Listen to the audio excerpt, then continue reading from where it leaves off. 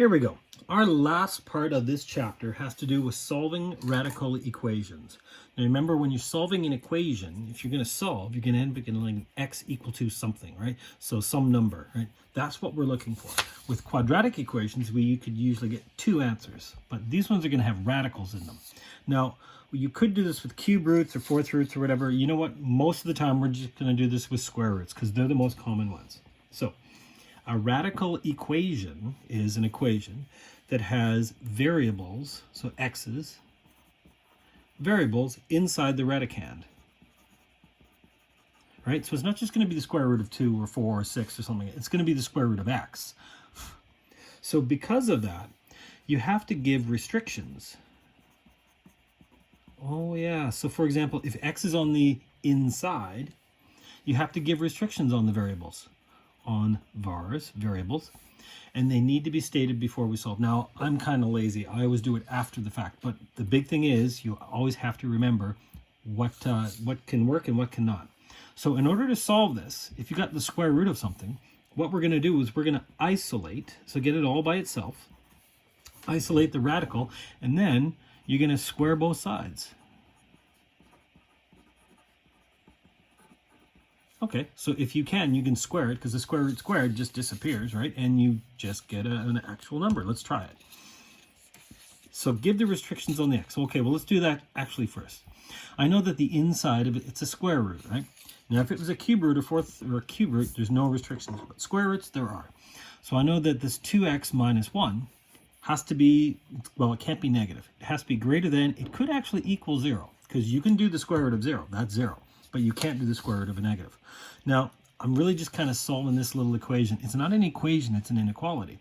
Add 1 to both sides. So 2x is greater than or equal to 1. Divide by 2, divide by 2. Now, do I need to switch the sign? No, I'm dividing by positive. If you were to divide by a negative, yes. But I know that x values should be greater than or equal to positive a half. So anything I plug in has to be bigger than a half. Like, I don't know, plug in 17 if you want. You're going to get 2 times 17. Yeah, it'll work. But if you use something less than a half, for example, let's say you use -1. Plug in -1, you get -2 minus, oh, you get square root of negative. No, it's not going to work.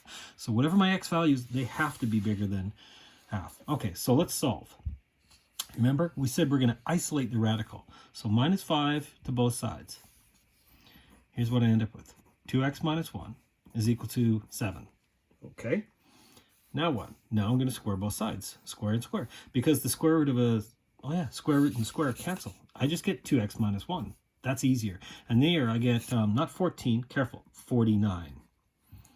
Okay, now I'm just solving the equation. Add 1 to both sides, I get 50. 2x equal to 50, so x is equal to 25. There's my answer. And when I'm solving, remember, I get x equal to something. Now, is it bigger than a half? Yeah, it should work. You know what? We always need to check these, but it should work. Take 25, plug it in. 2 times 25 is 50. 50 minus 1 is 49. Square root of 49 is 7. 5 plus 7. Yes, it does work. It does work. So you always have to check your answers or your solutions, because when you're squaring both sides, sometimes what that does, if you have a positive squared, it's positive. If you have a negative squared, it becomes positive. And if you have a square root, if you have an imaginary number, what? Like the square root of -7 is an imaginary number. We're not going to do that. But if you square it, it becomes -7. It may give us answers that don't work. And we call those extraneous roots. They're extra answers, extraneous roots. That's what they call them.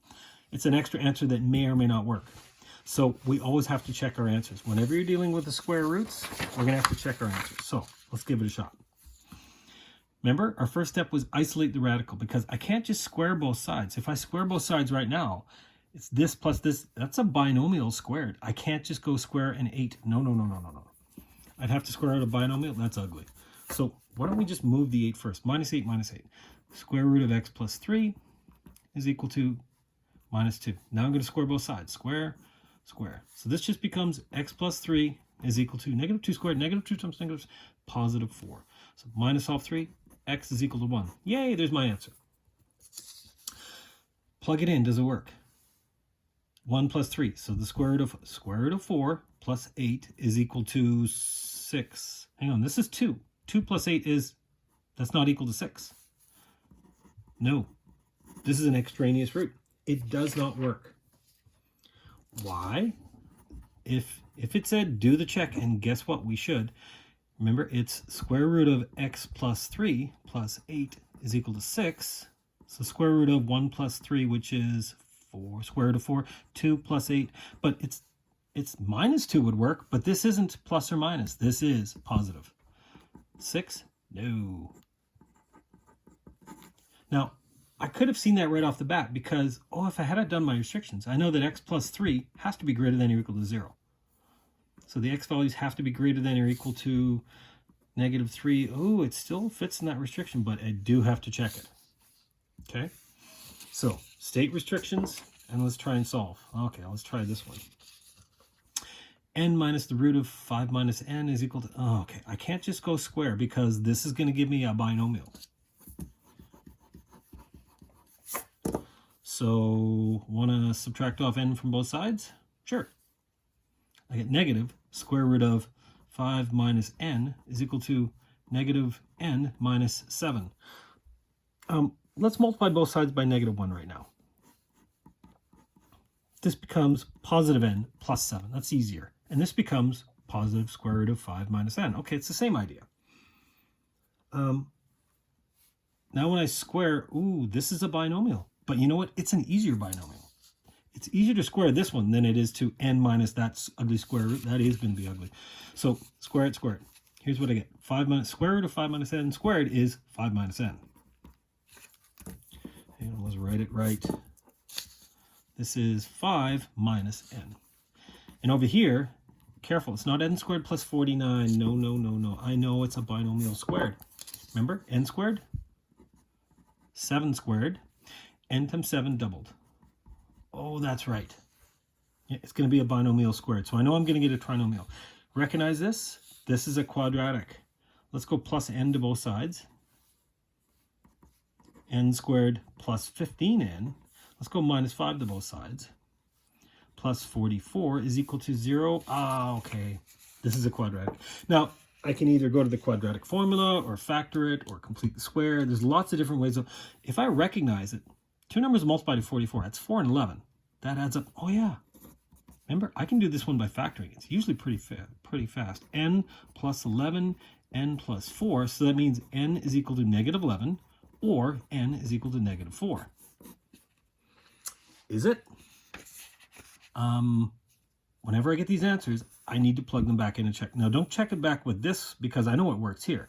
It has to plug back into the original equation before I squared it, because when I square it, I could be creating extra answers. So I do have to check these. Okay, so what is it? N minus square root of 5 minus n. N minus the square root of 5 minus n is equal to negative 7. Let's take negative 11, plug it in. Negative 11 minus the square root of 5, what is this? 5 minus minus 11, that's going to be 16, is equal to negative 7. So negative 11 minus the square root of 16, in other words, negative 11 minus 4, this is minus? No, that gives me negative 15. No. This one does not work. What about the minus 4? Well, if one doesn't work, the other one's guaranteed to work, right? No, not always. Let's try it. N minus the square root of 5 minus n is equal to negative 7. Take negative 4, plug it in. Negative 4 minus the square root of 5 minus minus 4. That's going to be 5 plus 4 is 9. So square root of 9. This is going to be negative 4 minus 3. Minus 7. Yes, it does work. So this one does work. That one doesn't. Now, is it because of my restriction? Oh yeah, 5 minus n. Oh, I probably should have done that right off the bat. 5 minus n has to be greater than or equal to 0. If I move over the 5, minus n greater than or equal to minus 5. When I divide both sides by negative 1, I have to switch. So n has to be less than or equal to positive 5. Now, they both are less than positive 5. But turns out that this one doesn't work. So your restriction may or may not tell you, but you do have to check these. Okay. Let's get into the last uglier one. Let's say an equation has 2 radicals. Ooh. So if you square both sides, you may have to do it a second time. So you may have to square twice. Oh. In order to solve this thing. So state restrictions, let's figure out the restrictions first off.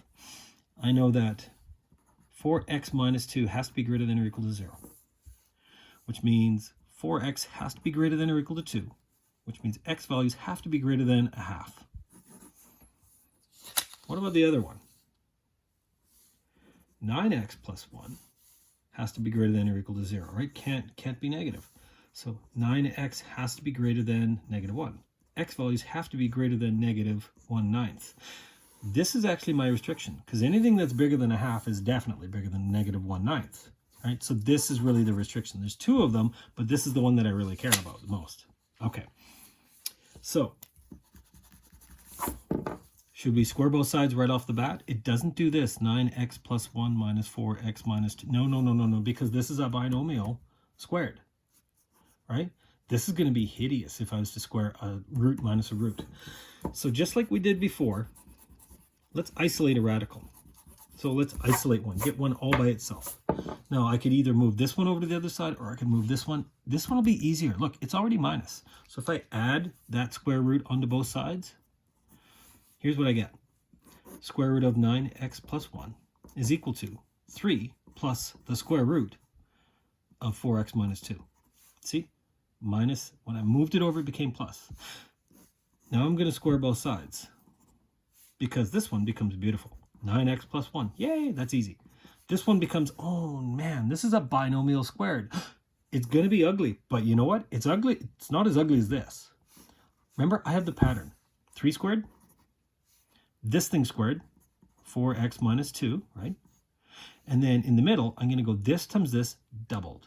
So 3 times this, so it's going to be 6 times the square root of 4x minus 2. Yikes. See, I still have a square root here. Here it disappeared. Here it stuck around. But let's try and put stuff together now. Let's see.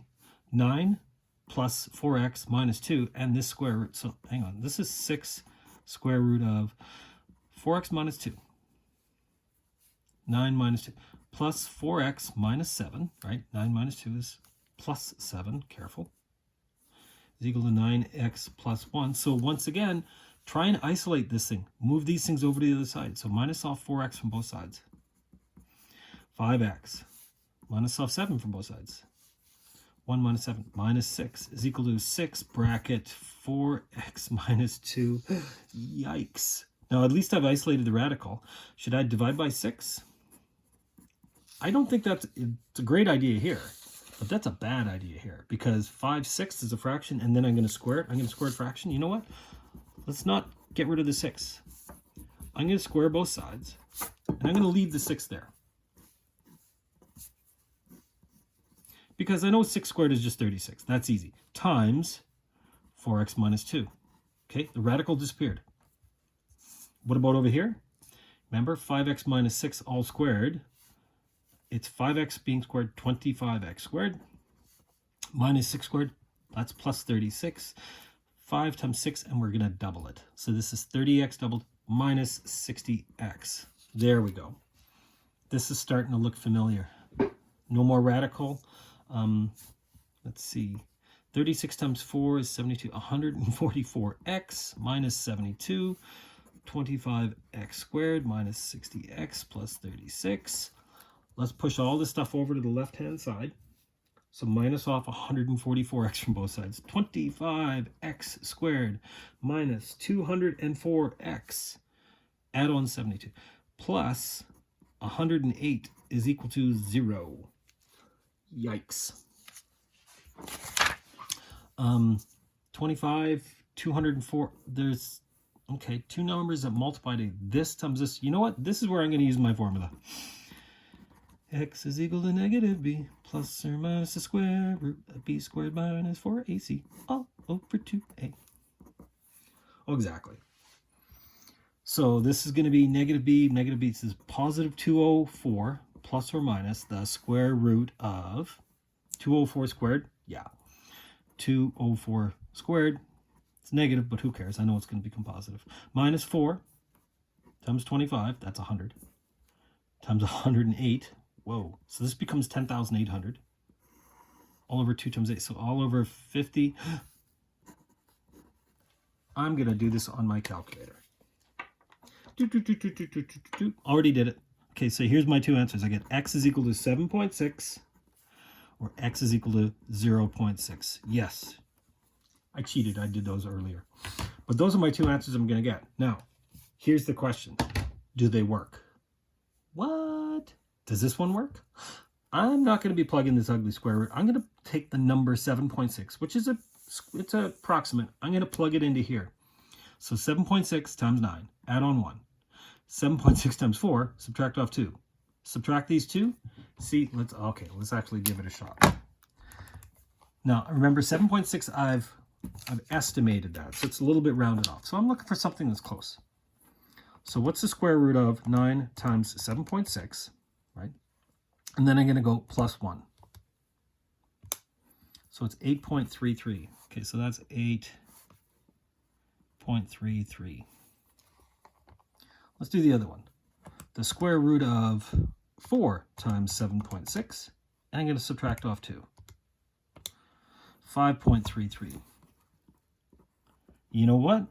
8.33 minus 5.33, it's off by a little bit, but that's really, really close. That's because I rounded off. This one works. And when you check it on your calculator, this one doesn't. No, it doesn't work. Even though it's bigger than a half, it doesn't work. Okay, so whenever you're doing a radical equation, you have to check your answers because quite often they turn out to be a quadratic, and a quadratic, we usually get two answers. And you know what? You'd be right to be suspicious. One of them probably won't work. Sometimes neither of them work. That's the frustrating part. Okay, this is it. This is the last part of the assignment. And then the next last part we have, actually, this is it for the bookwork. Then the last part is just going to be review. So we are now done radicals.